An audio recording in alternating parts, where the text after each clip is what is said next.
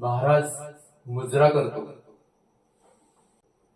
महाराज, तुमचा जन्म महाराष्ट्रातच नाही तर अखंड हिंदुस्थानात क्षण आहे.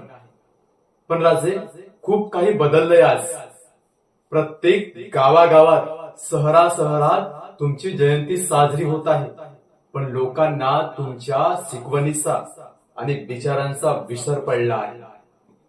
शिवजयंतीला दारूचा घोट घेऊन तुम्हाला वंदन करणारे मावळे आम्ही बघितले. कित्येक गाड्या तुमचं नाव लिहिलेल्या बारच्या द्वारात बघितले.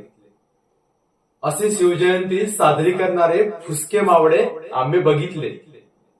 महाराज, आज मंडळामध्ये स्पर्धा चालू आहे. शिवजयंती तुझी की माझी जोरात झाली आहे. महाराज, स्पर्धा यांनी निश्चित करावी, पण ती स्पर्धा तुम्ही दिलेल्या शिकवणीची, विचारांची असावी.